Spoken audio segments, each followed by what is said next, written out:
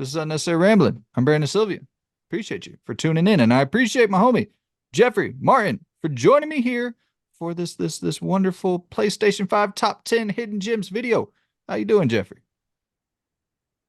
Keep smoothing. Keeping it smoothing, Only a few man. people are going to care or even reference that, or no one will, and that's okay.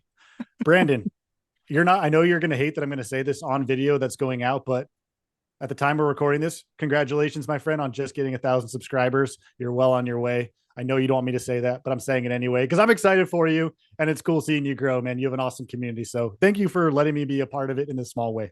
Hey, dude. Let's keep it coming. Give me the money. Show me the money. Give me the millions, my people. I I have a need the check for $1 million millions. coming your way right now. It'll be there in like a year or two. No, I appreciate it, dude. Yeah, it's cool. We keep on keeping on and then see what happens with it. I'm excited. But yeah, so for those of you who don't know, Geoffrey and I did a podcast together last year. And we I always enjoy chatting with Geoffrey. We've chatted throughout the years about multiple different topics on multiple different channels, and then we've collaborated quite a bit in the past, and it's always fun to just sort of sit down, shoot the breeze about games. And I'm just pumped to have you here, and I'm really interested in hearing about your little hidden gems here. I don't think we're gonna have any crossover, but my list, I got a little I tried not to include games that I've talked about so much and I've like beat them to death on the channel. I have a couple on here, but I'm excited to see where our list crosses paths, if it does at all. And Mhm. yeah, man, appreciate y'all for tuning in. And I guess we can go ahead and kick this bad boy off. We're gonna do five hidden gems apiece, five Geoffrey hidden gems, five Brandon hidden gems, and we're gonna have this nice top 10 here. So We Geoffrey, do you are. want to kick it off, or you want me to go first? It's your channel. You're the big guy. I'm just the small guy. I don't know where I'm going with that. Yeah, you started off, man. PS5 hidden gems. Here we go. Hopefully, you guys can get some new recommendations to add to your ever growing backlog. It takes forever Oh, to tackle this backlog. I'm only barely doing that. What's your 10? so we're doing five apiece, right? Yes, that's if you do five, I do five. That's 10. Yep. It's math. So I would Okay. say, yeah, that's 10 if we're doing this. Apologies. Apologies. Come on, man, step it up here. Yes, five apiece. Math has never been my specialty, man. Number Unless we five. have a crossover and then maybe there'll be an extra one for one of us. Who knows? We'll see when we Yeah. get there. So Yeah. We'll just throw an additional one in there. go ahead, man. Number five for me, I am gonna go with Immortality. This is a FMV. This actually just came to PlayStation recently, so and once again, adding to the ever-growing backlog. But this is a FMV game, a point and click sort of mystery about this woman who's gone missing, and you have these three unreleased films that you're going through, and you're trying to you have like this footage of these three unreleased films, and you're going through it and trying to piece together where Marissa Marcel may have went. Did she get killed? Was she murdered? Did she just like you're trying to figure out all these different things by piecing together clues, and you're doing it in a point and click manner where like you'll click on an item in the game world and it'll sort of transport you to a different location in either of these three films. And it's cool how it like transitions you straight in. Like if you click on a vase, it transitions you to another vase in the other film. Like everything about the setup, like it's really well produced, it's really well written, it's so spooky. I think that's the main sell I would say for people who are like fans of horror games.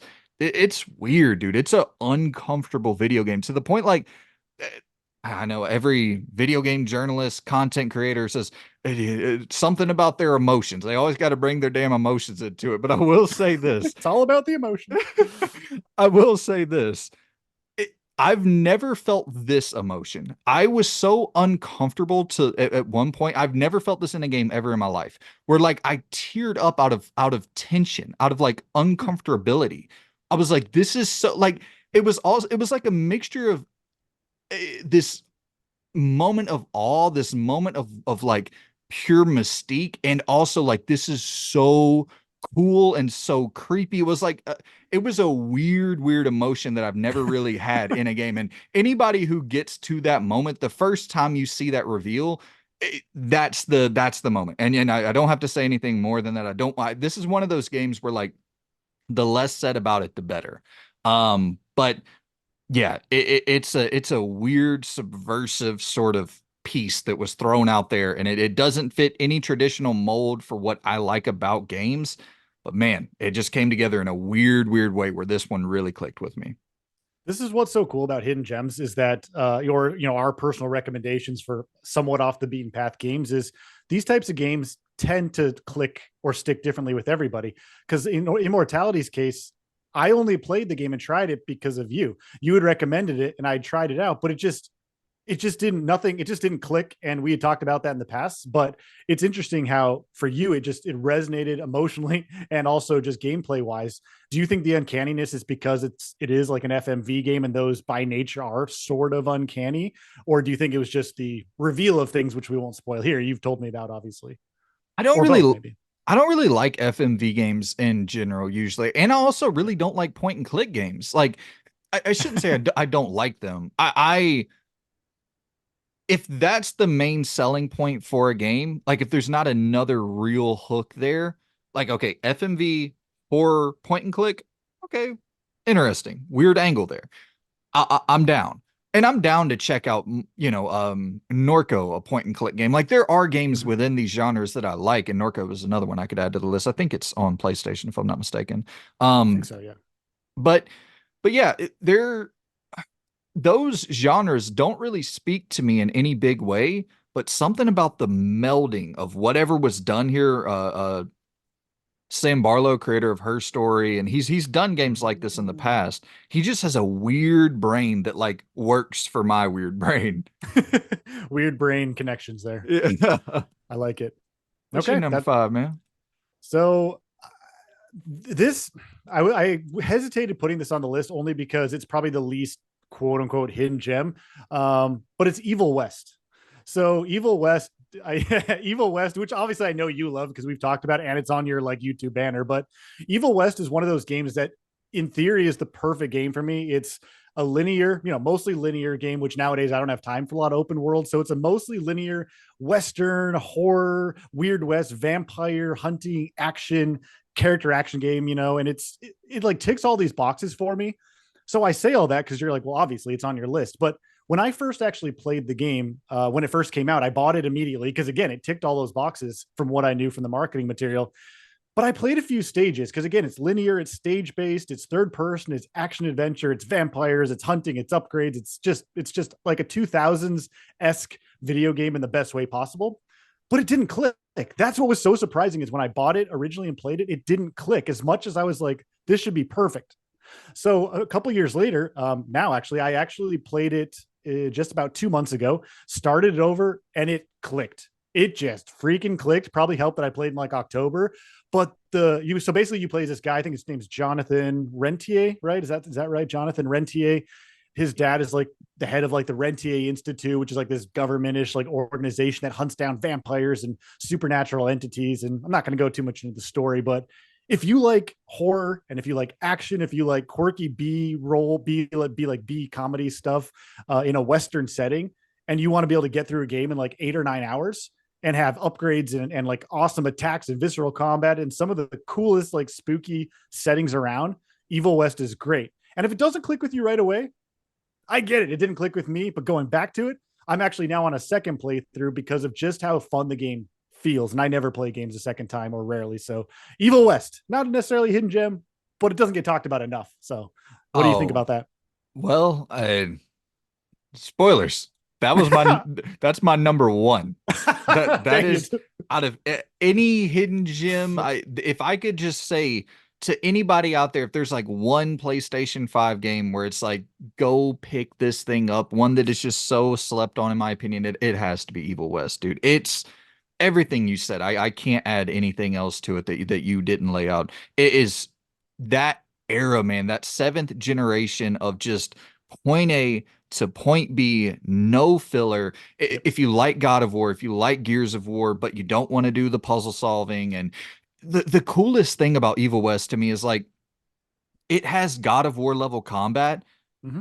but then it also has third person shooting that is totally totally serviceable, totally fine. All the dude when you're launching an enemy up in the air and then spiking them down into this like board of nails, and they're just Yeah. their flesh is like deteriorating off of their body. Like it's so visceral, like you said, it's so gory, it's so good. Yeah. It's man, it is just such a fun gameplay loop. I remember the move where you do like the flash lunge, Hmm. like you lunge rapid at an enemy, you punch them, and then you see like their whole skeleton outlined as they're Yeah. being electrocuted. Dude, it's so sick. It So is. sick.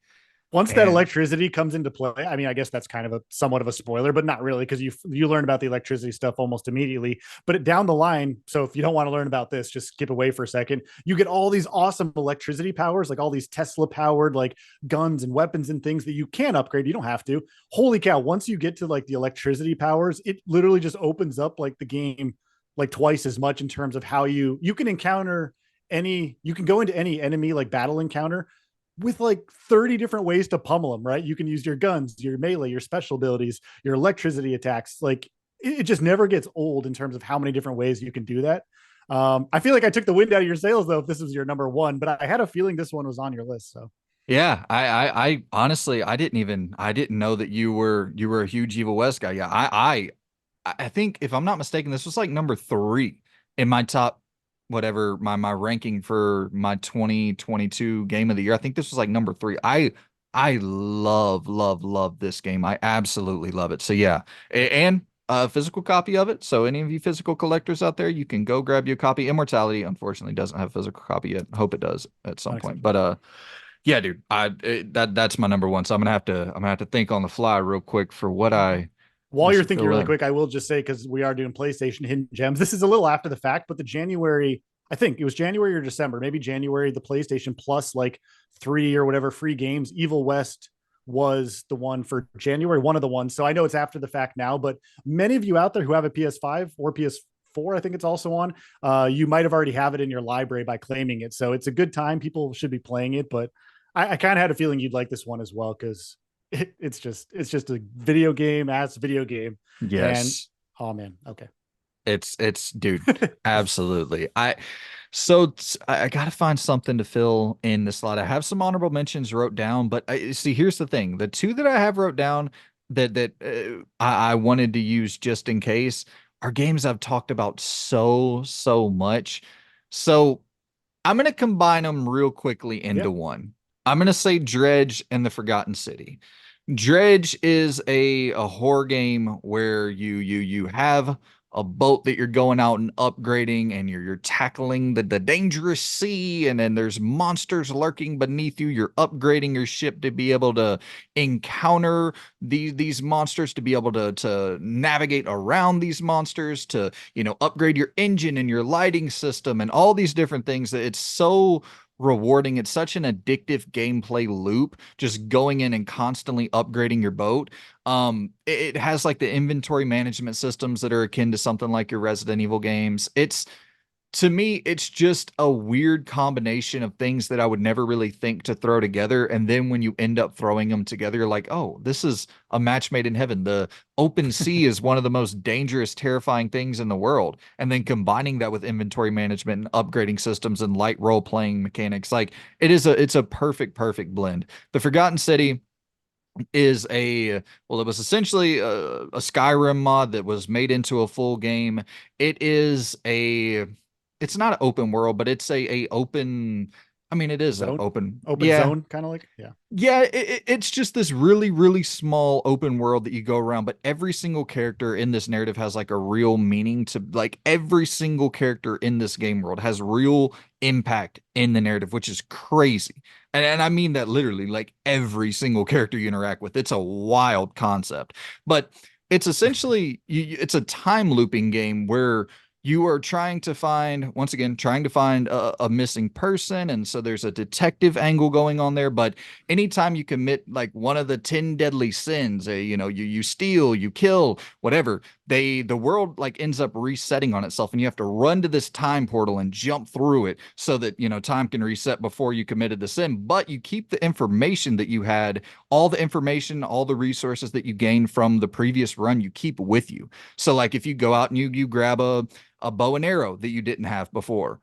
Okay, cool. As I loop back, now I have all the information that I had from that last run, but I also have this bow and arrow. So now I can tackle these different, missions or objectives differently. And it's just it's the end is so I not obviously not going to spoil anything, but so out there, so wild. It's just a really, really compelling narrative from front to back. One that doesn't overstay its welcome at all, has multiple different endings, like 7-ish hours max or so, I would say. Really, really freaking fun. So, Forgotten Nice. City, Dredge, gonna throw those two into one. Nice. I love it. Is that going to be like your number 4 spot then? The combined entry of Dredge and Forgotten City? Yeah. Again, this is what's cool about these hidden gems. I won't harp on it, but again, these a lot of games I play that you've actually recommended. Forgotten City, I know how much you love that. I still need to get to Sleeping Dogs because hopefully I'm not spoiling anything. Well, I need to get to Sleeping Dogs because you've recommended that. I tried Forgotten City based on what you said, and I haven't finished it, but yeah, it was such a cool game. And Dredge is like people talked about it quite a bit last year, but that unique concept of the open, worldy ocean thing, and then the spooky side, like who would think that would work? But it does. So it's cool that it's just cool, like the different types of game experiences that are out there, obviously. But those are Totally. good Yeah. shout outs. Yeah. And the I think both of them are, once again, both have physical copies, both I believe under 20-ish dollars. So Okay. for anybody out there who's looking for a nice little, 8-hour game and they don't have to break the bank, dude, two I definitely recommend right there. Love it. Well, all right. So moving on, I guess that's my number 4, right? So because I'm a man of diverse tastes, I'm going to be really cultured here. I love gritty horror, scary, spooky, everything, but I also really like cottage core, cozy, charming, like the opposite end of that. Like I love the dynamicness, whatever, of like the scary, the ultra, but then also cozy. So my next game, I've never heard anybody talk about, but I'm going to talk about it. It's a game called The Spirit and the Mouse. So this is a small indie game, a cozy, charming, like French inspired indie game. It's only about 4 hours long. It's Spirit and the Mouse. It's on PlayStation, Xbox, Switch, and PC. We're talking about PlayStation here, which is where I played it. So this is basically a charming puzzle platforming adventure game where you play as this cute little mouse named Lila or Leela, and then you also play as this little spirit named Lumion. So this is just like a 4 to 5 hour little puzzle adventure game in this charming French like village location called Saint Eclair, and it takes place like at nighttime. And essentially, there's not a whole big of a story, but it's basically about this spirit called Lumion who comes down after an electric storm and gets discharged basically, and now needs to be able to get the electricity back to go back into the sky where the electricity belongs. But this little mouse, Lila, gets imbued with the power of electricity. And all you basically do is explore this sort of like open zone Saint Eclair French village, which is just bursting with like cozy European like village vibes. And you just solve little puzzles. You get electricity from point A to point B. There's collectibles. There's these quirky little characters called like Clibbins or like Cubans or something that you talk to. But it's just a fun, cozy puzzle adventure game that is about a mouse and some electricity. It sounds so simple, but I played it, I think, in 1 or 2 sittings. And it's just the perfect game if you want to just unwind after a long day, solve some light puzzles. They're not challenging, do some platforming, and just live in this like little cozy French village. It's so charming. So yeah, that's my number 4 pick. I'm watching the gameplay of it right now. Dude, you are 100% right. I've never heard of this in my life, and it looks like I'm, correct me if I'm wrong, but it looks pretty polished. Like Oh yeah. this doesn't look like, I mean, obviously it's an indie game, and that's not an insult, but it doesn't really have the aesthetic of an indie game. Like it's not, pixel, it's not 2D, it's not a Nope. side scroll. Like this is a 3D, like you said, openish world. Like it almost kind of looks like Stray. It has, yeah, that's a good comparison. It's not, so this is a lot more like heartwarming and cozy, where Stray can be, although you can pet the cat or whatever, is pretty ominous at times. Yeah. This is very much like a just cozy, chill game with sort of like a heartwarming, emotional story, but it all makes you feel just positive and happy. I actually bought this game on a whim. Like when I was looking through a PlayStation 5, I think, or 4 or 5 indie sale, I picked it up on a whim and I hadn't heard anybody talk about it. It was like $4 or $5. I got the PS5 version. And again, you can play through it in such a short amount of time, which for me is a good thing. Not everyone likes that.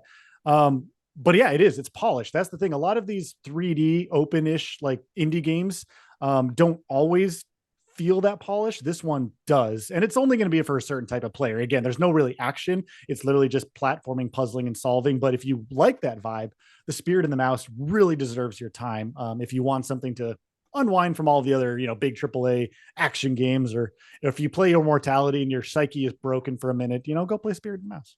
Yeah, dude, great recommendation. I am legitimately, honest to God, had never heard of that game in my life until you just brought it up. Now I'm adding it to my ever-growing backlog. Oh yeah, that's the point of hidden gems. So I'm excited to hear what your next. I hope I don't step on any other ones of yours, which I don't think I will. So what's your number three, Brandon? My number three, reorganizing my list real quick to Threw knock you off off.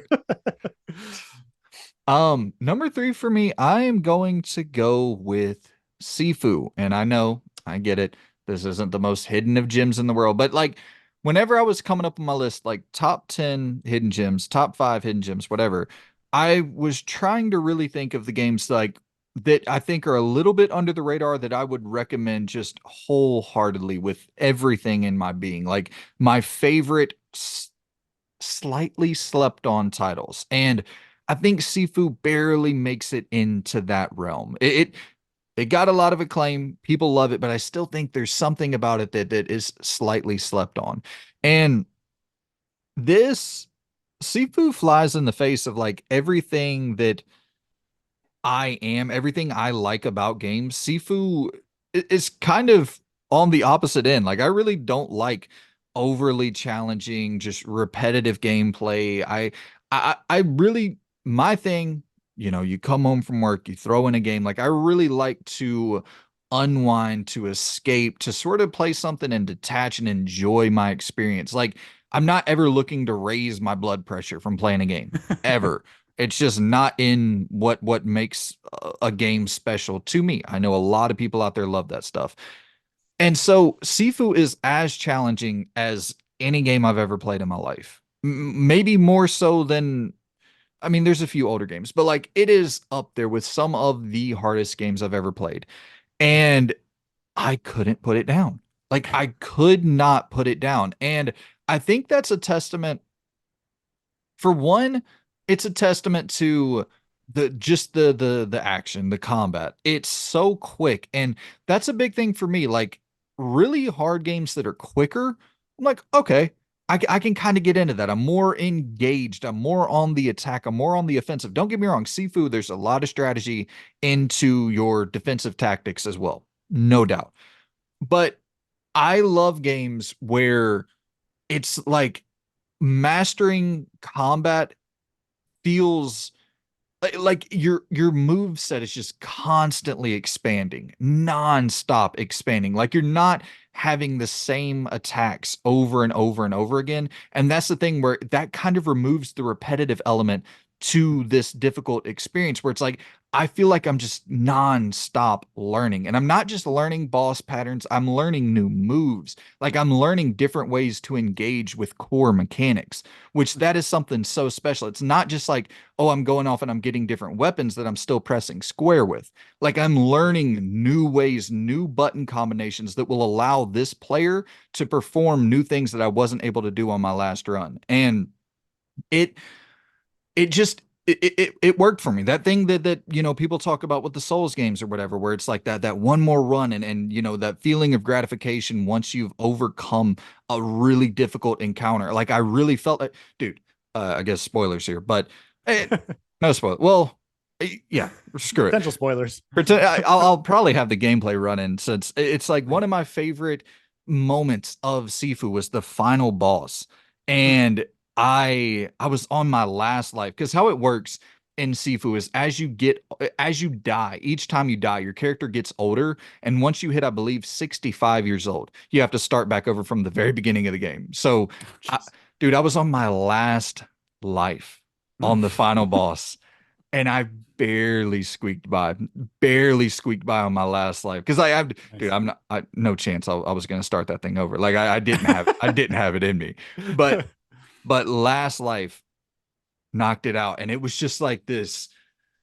I mean, dude, it's a weird feeling that I often kind of laughed at, Souls players and these masochistic human beings for just appreciating that sense of like accomplishment. I'm like, ah, that's so silly. Like to be fair, I'll give myself a black eye on that. Like it's not a silly thing. Like I do understand that feeling because I never really got it until playing Sifu. Hmm. Difficult games before Sifu that I played. Once I finished the game, once I finished the final boss, or whatever, I was like, okay, I'm glad to be done. Like I never really felt that euphoria. I never really felt that. It was just like, okay, I'm happy it's over. Not like that was a real, I'm at the top of the mountain and now I can overlook and look at, look at how far I've come. I never got that feeling from a game. Sifu was the only one that's ever really done it for me. So yeah, it's the level layout is incredible. The environments, the environmental damage, how you can just like throw characters into certain objects, how the weapon diversity on offer, like it is, it's just such a fun game. It's such a fun game with such a beautiful, beautiful level by level system. So good. This is one of these games that I just still haven't played, even though you've talked about it. I've heard like some other creators that I like to watch talk about it, and it sounds like such an amazing game, but I haven't played it yet. But like hearing you talk about it now as someone, because I'm like you, Brandon, like the whole, like I've tried Souls games and that whole difficulty thing for me personally, like you, I just don't really enjoy that anymore. Maybe in the past, like I don't even care. Like this whole gatekeeping with difficulty, I think is just asinine. Like when people are like, "You can't play on easy," you're like, if Oh, people want to play the Jesus. game how they want to play, can we just stop? Can we just make like a thing? Just stop difficulty gatekeeping. I'll play a game on narrative or casual or easy. I don't like if that's how I want to enjoy it. Who cares? You know what I mean? So to hear you say that Sifu is a tough game. You don't like the tougher in general type of games, but it clicked with you. That makes me hopeful and want to try it because maybe it finds that sweet balance. It sounds like. Yeah, also I will say after it released, it got an easy mode, or after it at some point later on down the line, they put an easy mode into it. Okay. So yeah, if and I played through it on the regular difficulty, and then I went back and played through it on easy mode as well.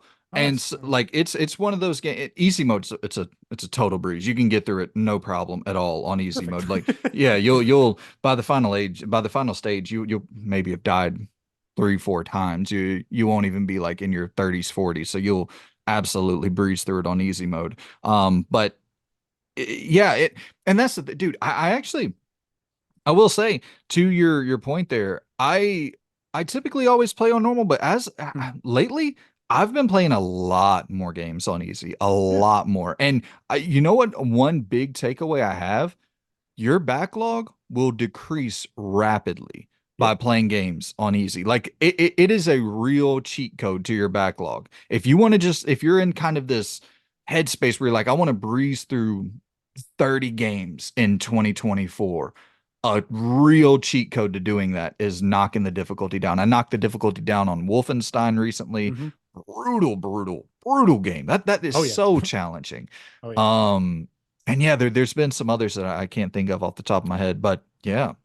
Plus, and even this is a bit of a tangent, but plus some narrative, like quote unquote narrative easier casual modes aren't always that easy. An example of that is I actually just finished last night at the time recording this, A Plague Tale Requiem. A Plague Tale Innocence is one of my favorite games of all time. Requiem, it wasn't as good to me, but I played Requiem and finished it on the narrative mode. That was still a very challenging game, even on the narrative mode. So I think the point is just play the game how you freaking want to play it. Stop Yeah. gatekeeping for difficulty, people. Like, if that's the point of games, and games having more accessibility nowadays means more people can enjoy it. Like, I would play Elden Ring probably, or like more if there was an easy mode. I know that may be blasphemous, but like if games can have those options, that's cool. So Yeah, the last thing I want to ask you about Sifu really quick is, does it feel, because of like the age mechanic, does it feel like a roguelike game? Because it I is. personally am really tired of roguelites. Does it? So it does feel like that. Okay. Yes, it All is right. 100%. And I Okay. hate roguelikes. I Me too. hate them, man. I hate them. But Wow. once again, Sifu, that's the thing that's so impressive to me about also immortality, just kind of crossing over into even Hades. I finished Hades, I know people say you got to play through it 10 times to actually finish Yeah. it. I finished the main boss, and everybody says it Right. gets easier as you keep going. So I'll say I finished Hades. I finished that first Yeah. boss, and That counts. That counts. it I know everybody praises Supergiant, and then this is supposed to be the roguelike to dethrone all roguelikes, Hades. No, that's It Dead Cells.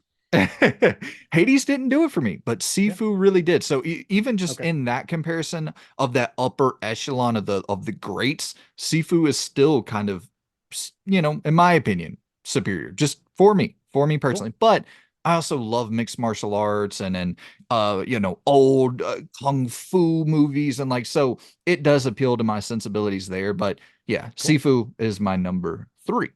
I love it. That's a solid pick.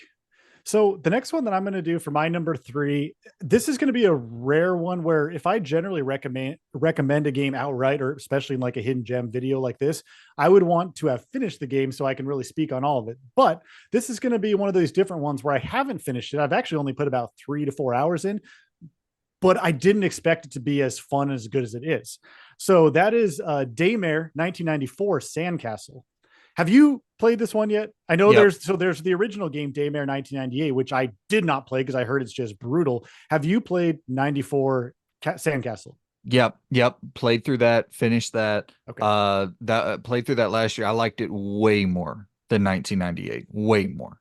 See, I never played 98 because everything I heard from that was understandably, it was meant to be, and you can tell me if I'm wrong, like a throwback homage to the classics of like, the 90s, early 2000s with brutal difficulty, things like that. Was that how 1998 was? Was it pretty brutal in terms of like inventory management, puzzles, or not? Because that's why I skipped it and went to this one. I'm just curious, was it that hard? I think 1994 is harder. Wow. Okay. All right. Interesting. Yeah, I for me personally, those enemies, those like lightning quick enemies, those bad boys are tough in 1994 when they're just zipping around. Yeah, I found those to be really, really difficult. 1998, it was initially supposed to be a Resident Evil 2 remake sort of mod. Like they were Okay. kind of building a Resident Evil 2 remake, and then Capcom sent them a cease and desist letter. So they created their own game out of it. So it's still like it Okay. looks like modern RE2, but much, much lower budget.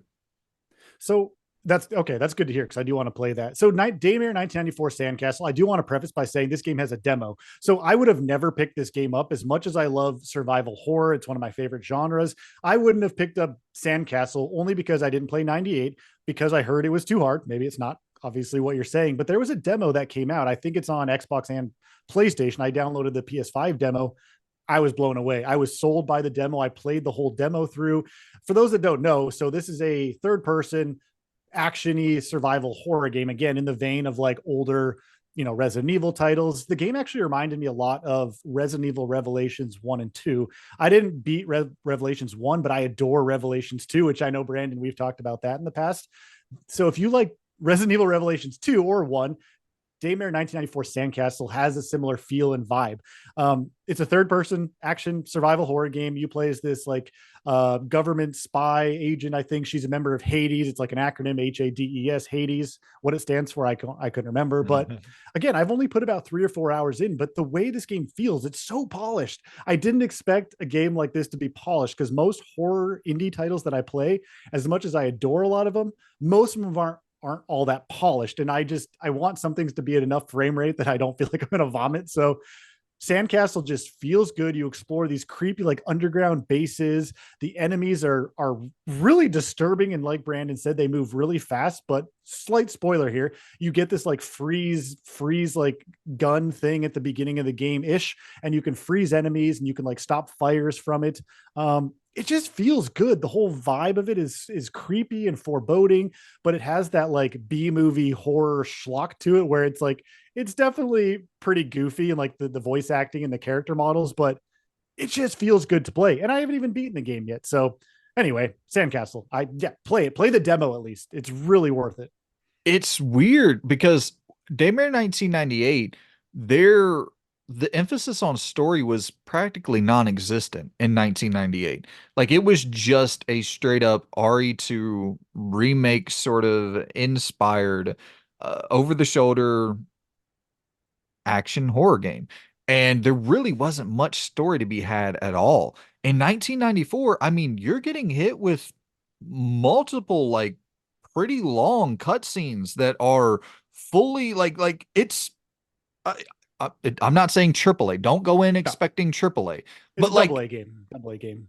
eh, yeah, and I don't think they're working with anything close to a AA budget, if I'm not mistaken. Like, I don't think, It's a small team, right? Like I think the developer yes, Leonardo Interactive, I believe, I could be wrong, is only maybe like 1 to 3 or 4 or 5 people. Like it's not a big team at all, right?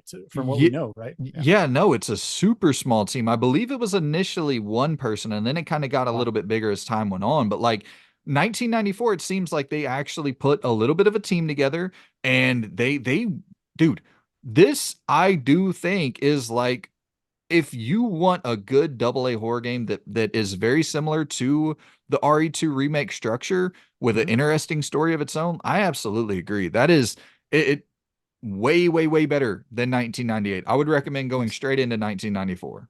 And this is why, again, demos, again, tangent. This is why demos, I think, are so important. And it's nice to see indie teams do demos a lot, but for like a little bit bigger games, we need more demos because the value of a demo can really turn the tide. A game like this, I wouldn't have bought, but I tried the demo, I bought it. A game like Prince of Persia Forgotten Sands, I wasn't really super interested, played the demo, bought the game at full price. The latest example, Skull and Bones, which, yeah, say what you will about how long that's been in development, I'm playing the open beta for, really didn't have too much interest despite uh, loving pirate games. I'm now going to buy the full price Skull and Bones because of the beta. Really? So the point I'm trying to make is a game like this that you don't know about, but you play the demo. Any developers that happen to be watching, please release demos. It really helps people to really cross that barrier of should I spend my 10, 20, 30, or 70 freaking dollars on. So just a side note, but the game like this proves that it can work. I don't want to go down another rabbit hole here, but I do got to ask you what happened with Skull and Bones that kind of clicked for you? Is it better than people were expecting? I I don't think it's going to be a game that's going to be like, oh my gosh, this is worth it for everyone. I can't stop playing it. The beta, which I still either calling it a beta because it comes out next week. It's just a demo Yeah, that transfers all your save over, which is also a nice right. thing. I think what it is I love pirate games so Mm, much, even though there's not a ton of them. Like I have a couple in my collection, but I've just been craving that piratey feeling tropical game. And Sea of Thieves, while I think it's a really good game, that just didn't click with me because it is much more focused on the multiplayer aspect, although you can play it single player. Skull and Bones, from what I can tell so far, I've put about 4 or 5 hours into the beta. It's just pure piracy simulator in the best possible way. Like you just be the pirate you want, you create the crew you want. You don't have to play with anybody. You could just do all the missions on your own. It does have that live service feel, which I'm not sold on anymore. But outside of that structure, it just feels good to play. And I didn't expect that. Like I didn't expect to want to spend $70 on a new Ubisoft game that is one that's supposed to be, kind of messy and been around for like 10 years now. But I love it. I can't stop playing it, man. That has nothing to do with hidden gems, but I freaking adore this game so far. Does it have a story at all? So it does. It's again, it's a little bit like I don't say like Sea of Thieves because Sea of Thieves story, especially launch, wasn't there, but it's the best game I can compare it to is Sea of Thieves in terms of like the open structure. You play how you want, but then there are some stories here. There's a full narrative moving you through this game. Is it super engaging? Meh. I'm not Okay. playing it for that. I'm playing it just to like roam around and like upgrade my ship and like be a pirate nuisance. Hmm. But you do have main story missions. You're meeting like these pirate kingpins like you would in a mafia game. And you're basically just doing like main missions that guide an overarching golden path story. But then Okay. you're also doing side missions and quests and bounties. And again, it has that live service feel, which I know how like Suicide Squad has been getting a lot of that flack for a similar feel. It just feels good to play, man. Like I don't know. I did not expect that again, but playing the Interesting. beta slash demo, was that not a game you were interested in at all? Skull and Bones? Oh, absolutely not. But I actually, I will say I have started to hear like some slightly below the surface rumblings that this thing might not be all that bad. And hey, Ubisoft kind of making a little bit of a comeback here. Lost Crown seemed to be excellent. Skull and Oh, it Bones was seems excellent. to yeah, Skull and Bones seems to be better than people expect. Star Wars Outlaws on the horizon, Codename Red, like kind of percolating a little bit. So, anyways, Yeah. whole tangent there. So Um, to bring it back full circle, yeah. The point is the demo for Sandcastle. If you're on the fence about it and you want a horror game that's like RE, the older REs or the RE2 remake, definitely play the demo. You heard it from us. So I'll stop harping on about it. But I'm glad you've played it. So what's your number two game, man? I know we're kind of at like a weird. You're shifting things around. What's your next game? Number two for me, you mentioned this earlier. I got to go with Plague Tale Requiem. Oh, Um, more than boy, Innocence. yeah, yeah. Wow. Okay, I'm excited to hear about this because I'm the opposite. Okay, Requiem for me, I think is the best story that's been told this generation. I, that story is unbelievable, unbelievable, and I understand some people's complaints with Requiem being much more expansive. That is a big game. That's a big game in comparison to Innocence. Innocence, you finish 6, 7 hours, something like that, maybe even less. it took me And 14 hours. oh, really?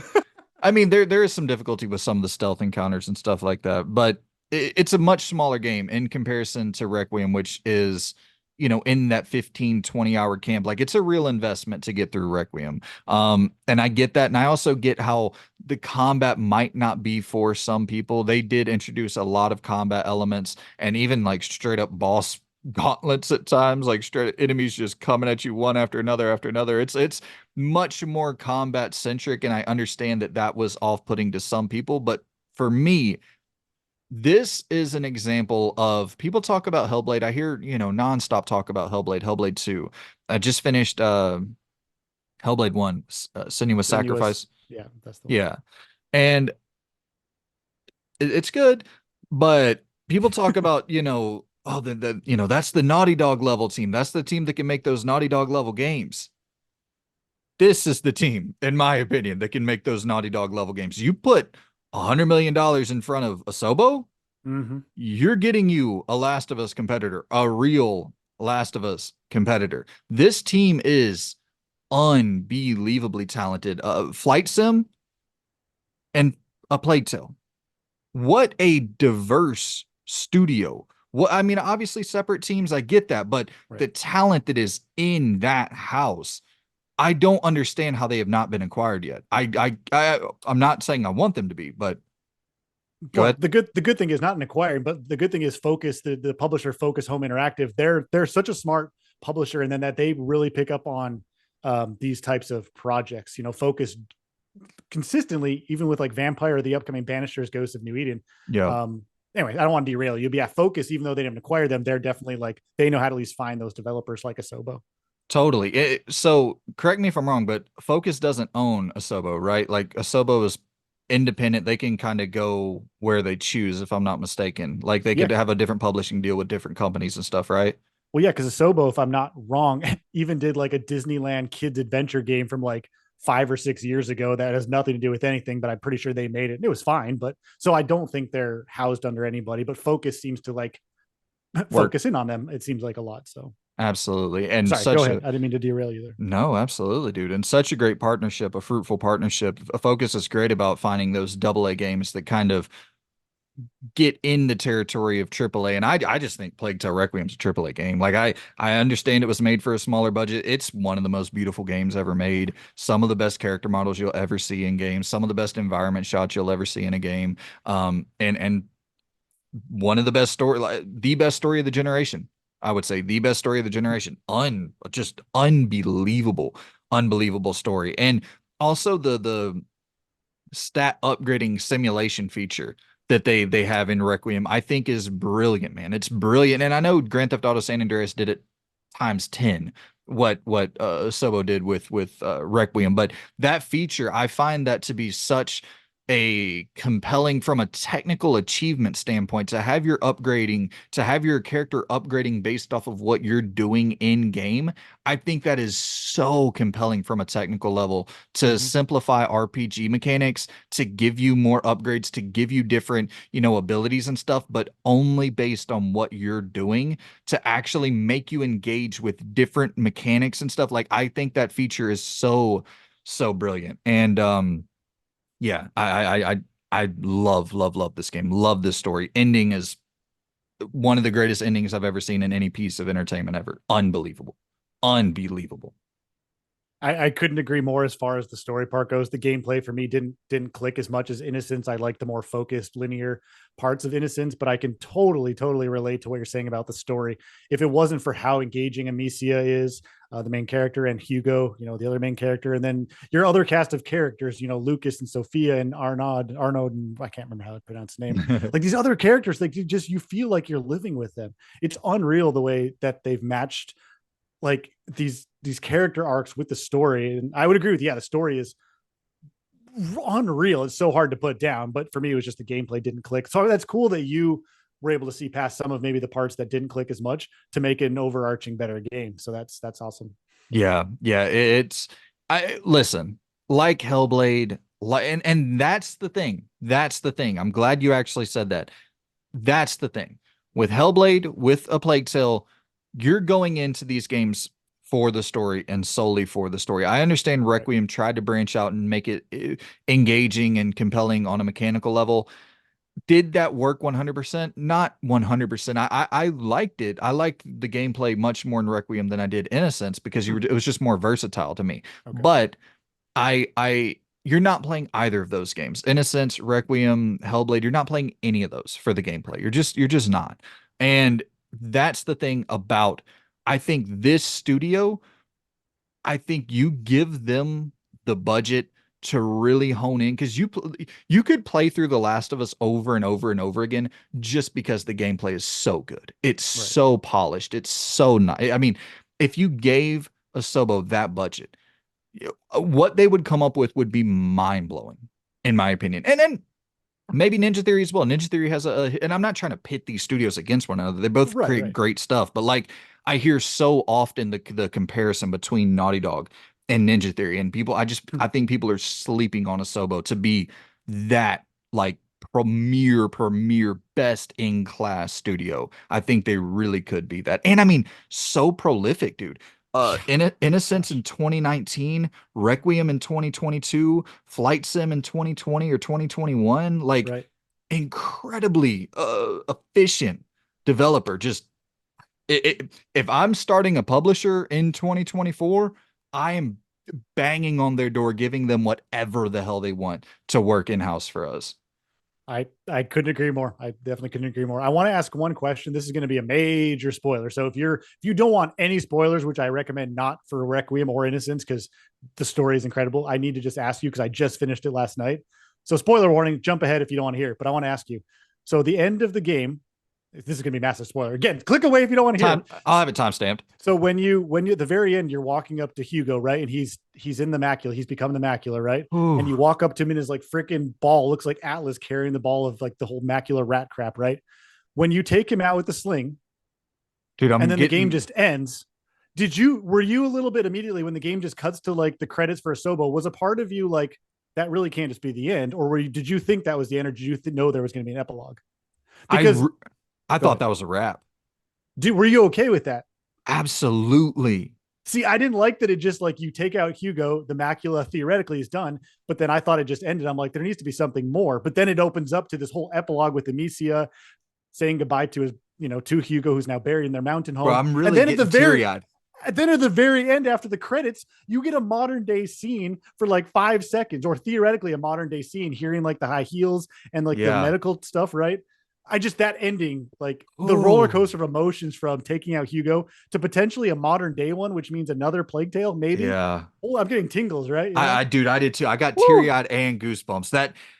But yeah, so to answer your question, your direct question, I would have been a-okay with just straight up two games were done because I thought that brutality, that arc of brutality of being overcome by this invasive, intrusive sort of essence, this intrusive being that Hugo he didn't want to become that.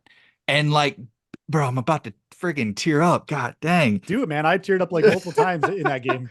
But like going through that entire arc with these two characters and then the sister having to kill the baby brother. Like, what? Yeah. Are you kidding me? And like the reason as to why, like I would have been cool capping it there. If we go beyond it, I'm there day one, no doubt. But I would have been a-okay, just like because the game is brutality. It's brutality, Right. the game. the first game, the entire core of it is a sister that is too young to be parental role, to be in a parental role, having to take on that role to keep the little brother safe, and then not being able to do that by no fault of her own, and for it to culminate in that way of like everything you went through is for fucking nothing. Like Yep. the journey Yep. matters, of course, but the end result is nothing. It wins. You don't win. It wins. But Hugo, willing to give himself so like, dude, it's a masterpiece of a story. And it once again, obviously everybody will have clicked off who hasn't played the Right. game, hopefully. But play Requiem after playing Innocence. You got to play Yeah. both. Yes. Have to. Yes. Wow. Well, that was, man. I just want to do a whole video on like, now that it's fresh, I still want to talk to you about it. Anyway, if you're just coming back now, hi, welcome back. We had a great talk about it. Watch for our podcast about a Plague Tale Requiem in about the. Absolutely. Anyway, it's fun talking about it. So, all right, hey, good shout out. That's a huge game that more people really just don't talk about in the series, which is sad. So you're right about it being a hidden gem, as popular as it is. It's still a hidden gem. Totally, totally, man. Yeah, that was what a ride. What a ride those two games were. What a wrap up. But we're at number one, right? Well, no, I still have two, because Oh, I guess because you jumbled those two together into like your four. I still have two more. right. Okay. Yeah, hit me. I'll keep them shorter because this is going to be a complete opposite feeling and spectrum of we're coming way down to cozy again.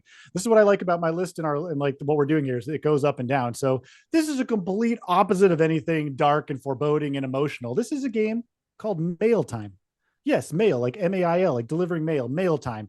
If you want, it just feels funny talking about this after we're just like talking about all this like devastating, awful, like brutal stuff. But Mail Time is this 3D, cozy, heartwarming, again, charming.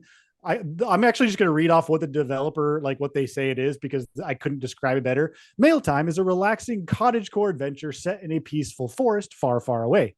It's your first day on the job as a newly minted mail scout, equipped with a mushroom hat, a pack full of letters, and unbridled enthusiasm. It's time to deliver letters and packages across Grumblewood Grove. I felt like I just had to say that because I wasn't going to be able to write that out any better for my notes. Mailcore is like a 2 hour game. It's this cozy, cottagecore, charming, colorful 3D platforming adventure games.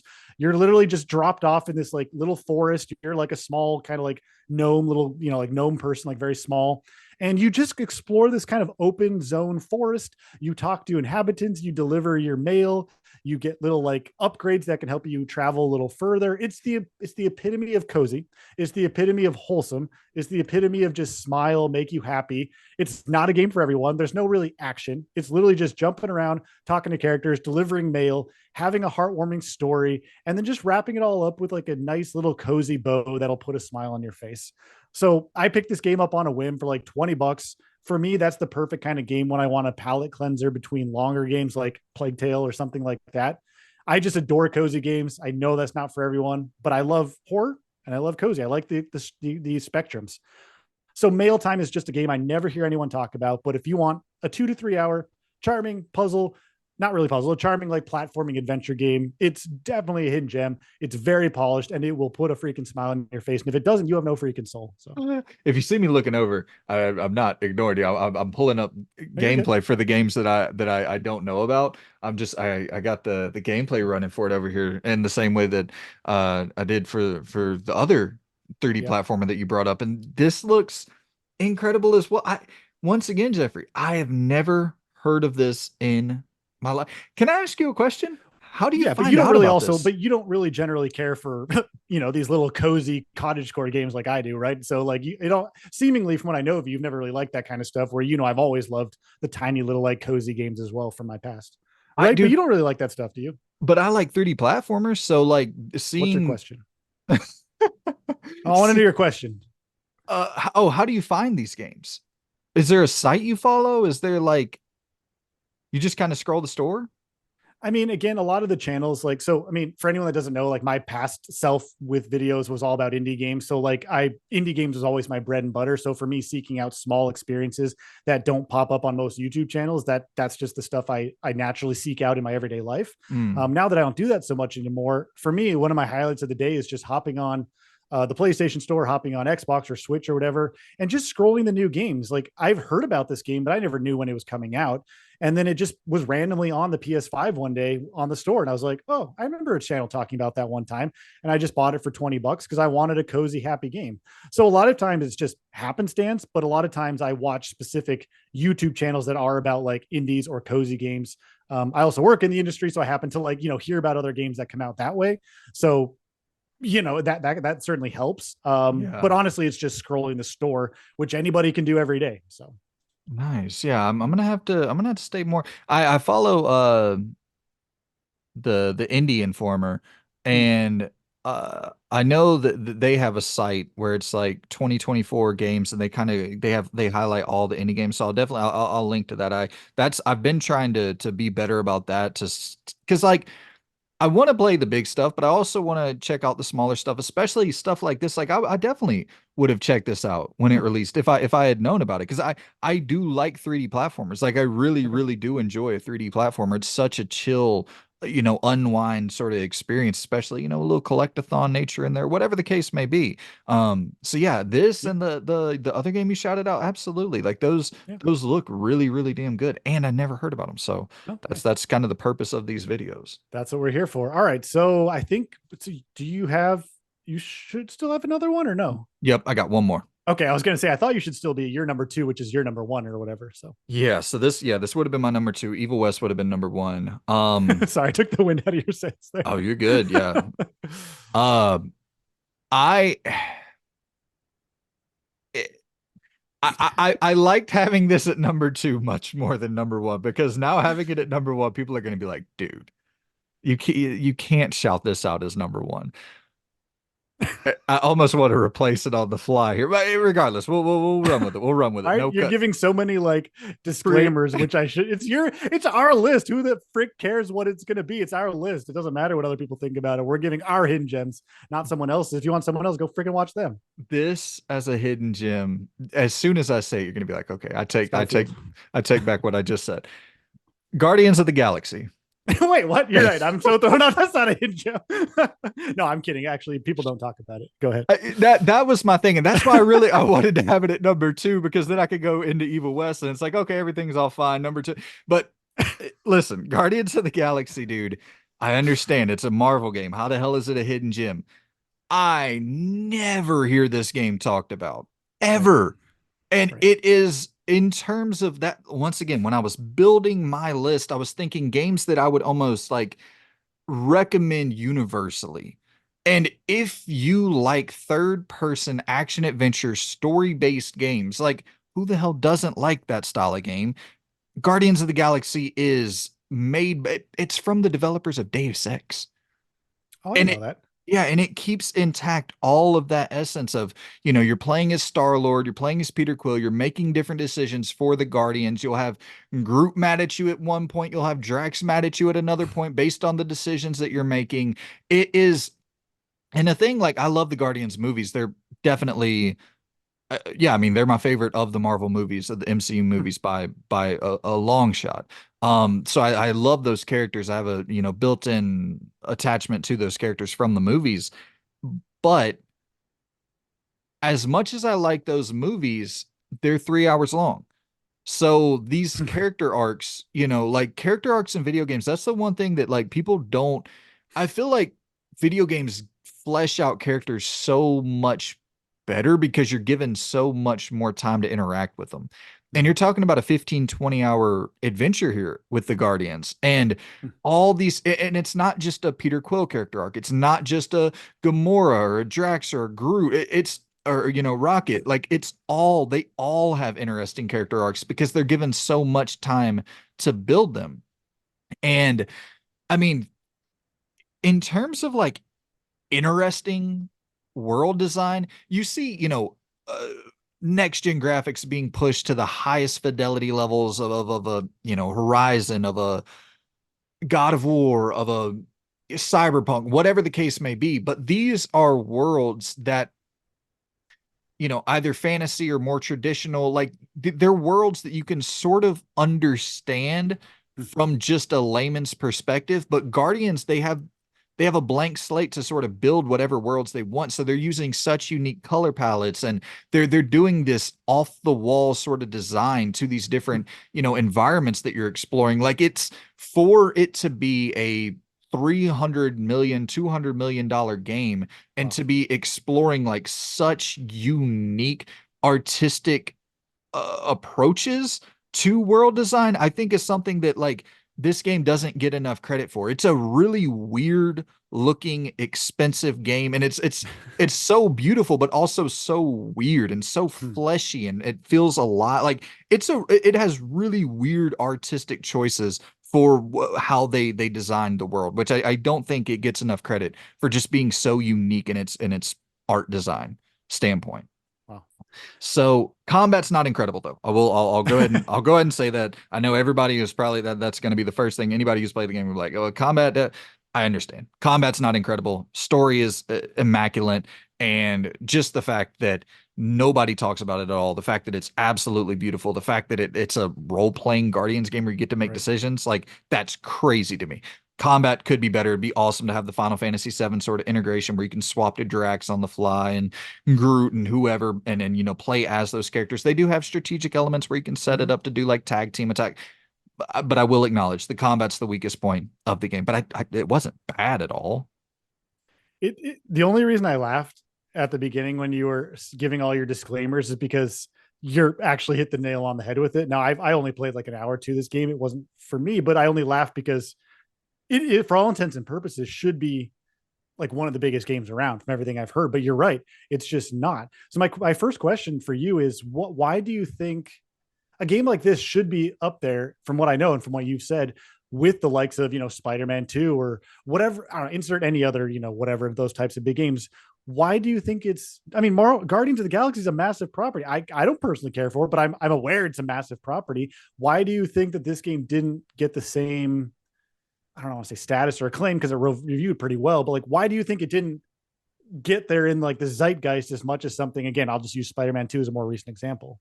I'll tell you the easiest answer in the world: the Okay. Square Enix logo. Really?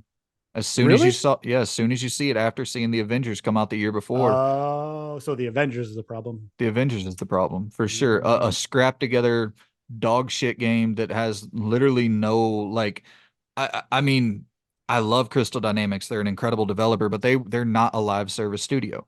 And being okay. forced into that role to create that with Avengers, they couldn't do it. Duh, that's not their specialty. And it soured the taste of fans thinking, okay, another Square, because fans don't really, uh, Marvel fans, they'll look at, oh, it's a Square Enix game, but they're not going to look at, is it a Crystal Dynamics game? Is it an Eidos Right. Montreal game? It's just kind of like, oh, it's coming from the same company, and all the developers are kind of under one umbrella. You know what I mean? Like, because that's how I look at, I don't know the director of the next Sony Pictures movie. Like, you know what I mean? I just know Right. it's coming from Sony Pictures. I know it's coming from Pixar. Like, I don't know the directors. I don't know the teams working on it. Sure. I'm not a film buff. And so, eh, even though Guardians, I mean, they tried to hammer it so hard consistently. This is a single player Yeah. game. I promise it's single player. There's no microtransactions. There's no loop, but like, they tried to hammer it home so many times. But the well had been tainted. People, the trust had been lifted. Like, so it was that. And yeah, it should have been on that level of Spider-Man 2 and Star Wars Jedi Fallen Order and Survivor. It should have definitely been on that level. And then now you look at it, they probably could have continued on with a sequel, which I know they were developing Deus Ex, but Right. Embracer's just killing the studio. So it's like, Yeah. wonderful, man. One of the most talented developers in the world that brought us the Deus Ex franchise is now just, and then they also own Crystal Dynamics, Tomb Sure. Raider, Yeah, we're Legacy of screwed up. We Kain. could be screwed on that. Yeah. Crazy, dude. Absolutely crazy. But That I that is a good you're right. I can see why you made the disclaimers, but you're right. That is kind of the epitome of a big what should be a big game, which I mean it is, but as far as hidden gems go, it's that's correct me if I'm wrong, or you can look it up really quick right now, but I want to make sure I say this right because I think it's good to let people know where they can play the games. I'm pretty sure, depending on what like level of the PlayStation Plus you're subscribed to, Marvel's the Guardians of the Galaxy is available on there to just download or stream right now. It's also on Xbox Game Pass. So like the good news is, if you want to try it just to see if it's a game for you, now that Brandon's shared how much it is a great game, I think you can play it both on the PlayStation Plus service on one of the tiers and Game Pass. But let me know if I'm wrong, Brandon, or comments. Let us know. But it's nice to know that you can at least try these games out and see if they'll click with you like they have for us in certain ways.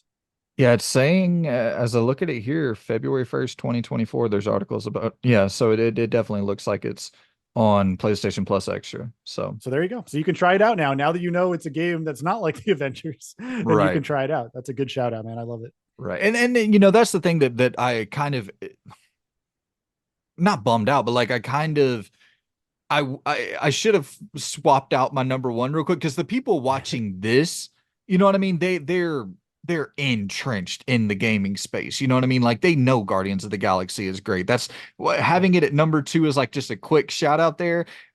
It doesn't feel quite right as a number one hidden gem. You know what I mean? But Yeah. it is like you said, it should be on the level of those other games, and it just due to Avengers. I really think it's due to that one game, just due to the Avengers. Yeah. It totally plummeted. But if you want a number one, if you want me to change it out real quick on the fly here, Yeah. Go for it. Go for it. I'll shout It's out your list. I'll shout out a few actually. Yeah. The Do some Artful honorable mentions because I have two honorable mentions when we're done. So go ahead. Perfect. The Artful Escape, I will shout out Rollerdrome. Hmm. I will shout out Wait. Before you go to the next one, PSA Rollerdrome right now is one of the free PS Plus games to download and try, by the way. So shout out perfect, to that if you perfect. want to try it. There you go. Lost Judgment, um, Killer Frequency, Hmm. and I'll also shout out Trey Pang 2, if you're a fan of Fear, which I know you are, Jeffrey. Oh, baby. Do you want to talk about any of those anymore, or do you just want? Because I know a lot of those. I know you really like from what we've talked about. Do you want to shout out and I'll talk just about any of them in detail? No, I'll just throw a quick shout out to all of them. If you want to replace my number one, and since it's a friggin' Marvel title, you can throw any of those in there, and then hopefully those will now have a spotlight as well. But to be fair, Evil West was going to be your number one. So For clearly, if sure. we both we never talked about these games before recording this. So clearly, if we both have Evil West on our list, it means that there's clearly something there. I would not that we have like a ton of influence, but that should say something at least. For sure. Yeah, it's a must play in my opinion. So it's funny that the only other reason I was laughing about Guardians of the Galaxy is because before we did this list, a part of me really wanted to put on this game, Hogwarts Legacy. That's the stupidest thing in the world. It's not a hidden gem. It was the best selling game of 2023. Stop pretending it's not. I wanted to talk about it because I still don't hear a lot of people talk about it, even though it was the best selling game of 2023 more than any of the other ones. Hello, get that in your heads, everyone. Obviously I didn't because it's not a hidden gem, but like I laughed because I'm like, I wanted to include a bigger one, but I will say I thought about Hogwarts as well, and the only reason I actually went with Guardians opposed to something like Hogwarts is because Guardians didn't sell incredibly well. You know what I mean? And it's didn't like, it? I thought it still it got so it didn't get that good of numbers. no, Okay, it didn't do great numbers at dang. all. And so, which I once again, in comparison to Hogwarts, Star Wars Jedi Fallen Order, Spider-Man 2, it didn't do numbers anywhere near that realm. And I think it's Gotcha. in that caliber of quality. So that I know it's weird splitting hairs, but I also think if you want to do underrated games Right. or just I don't know what you because Hogwarts did well review wise, but it's like in terms of a game that just doesn't get talked about for obvious weird reasons, but like Yeah, we won't get into. that's definitely one of those games where it's like, dude, this is incredible. Absolutely, it would qualify. So I wouldn't even be too. I would understand that Plus, it sold better than Call of Duty. That never happens. It sold better than what everyone considers Game of the Year, Baldur's Gate 3. don't like that game personally. Sold better than Tears of the Kingdom. Play freaking Hogwarts Legacy. Get your head Yeah. out of your butt and play it. I'm sorry. Just get over it and play it. All right, enough negativity. I just two quick shout outs then that I had before my final one, which there's a 3D platformer called Koa and the Five Pirates of Mara, little 3D platformer. And then Brandon and I talked about this game in the past, a game called Guilt, Gylt, just a Yes. nice little adventure narrative game that I was going to say if we had an overlap as well. Go ahead. Yo. My last game, number one. Anyone that's heard me talk about games before, this is my favorite indie game of all time. Period. It's in my top five, at least top 10 games of all time. No one else is going to say that, but no one else will agree with that. But for me, it's Pumpkin Jack. Brandon's already heard about this too much, so I'll try to keep it short. But Pumpkin Jack is if you took like the old PlayStation 1 medieval games with Sir Daniel Fortescue, the little like cozy, spooky 3D adventure platforming games, medieval, or if you took something like Maximo Ghosts of Glory from the PS2, if you took all of that together and made a more modern indie style, spooky, cozy, family friendly, perfect Halloween vibe adventure platforming game, that's what you get here. You, of course, play as Pumpkin Jack. You're sent by the devil to go wreak havoc on Earth. And that doesn't sound family friendly, but it's very cartoony. And this game is made by just one dude, Nicholas Masoneyer. He had a few other people help out, but it's just developed by one guy, and you cannot tell that it's so polished. It runs at a solid frame rate. The graphics for each of like the 6 or 7 stages are beautiful, but yet dark and spooky. But the lighting is so like ambient and immersive. You run around and you collect crow skulls and you take out baddies, and you can unlock different costumes that are all different puns on like the Jack name, like Samurai Jack. And it's just the perfect game if you want to feel cozy, spooky Halloween vibes, but still want like a 3D action platformer like Medieval. Pumpkin Jack is near perfect in my opinion. It's not a perfect game. The combat's pretty bad. Some of the levels can be a little confusing of where exactly to go when you need to. But if you like that vibe, Pumpkin Jack is such a hidden gem that no one talks about, and it makes me sad. Yeah, I know you love that damn game, man. I I know, got I know. no, I got to get around to it because it looks so good. It does look so good. I remember seeing like the on rails section, the kart section, and it looks like it has a good diversity, a good variety of gameplay experiences on offer, which once again from a solo developer is crazy, absolutely crazy that they pulled all of that off. So that is the list. Those are definitively no questions about it. They're listen, there is no opinion other than the opinion, and the opinion is this is the top 10 PlayStation 5 hidden gems. Yeah, Don't baby. you can't go anywhere else and get anyone else's opinion. This is it. Nope, that's This it. is this is a cult. Only one opinion. Only one opinion in here. And that's the So this opinion. video better get 1 million views because no one else better check out any other hidden gems unless we make another one. Then watch that Listen, man, one. I'm trying to retire. Hit me with 1 million views and let me go peacefully into my retirement and shoot basketball and I don't know. I don't even know what the hell I would do in retirement. I'd probably You'll just figure it sleep a out. You got to lot. play your huge backlog of games behind you. Yeah, right. So Yeah, that's the very much Yakuza. Retirement for me would just be Yakuza. there you go. Playing Yeah. through Yakuza. But yeah, man, Jeffrey, I appreciate you for joining me. It's been an absolute blast. Always so fun to sit and shoot the breeze with you about video games. But hey, hit me in the comments with your what am I saying? This is the top 10 list. No, but for real, hit me. Now you're just don't let us know in the comments what games you like because we don't care. No, I'm just kidding. No, That's man. But yeah, hit us in the comments with your list of your top 10 hidden gems, top 5 hidden gems, all that stuff. I'm always on the lookout for games that are slightly slept on. But I want to throw a twist into the comments for you all. Try to hit 5 games that even if it's not like totally slept on, 5 games that you just would universally recommend as like your favorite of your absolute favorite games that are just like under the radar games that you think should more people should check out. So that's going to be my homework assignment to you good people at home.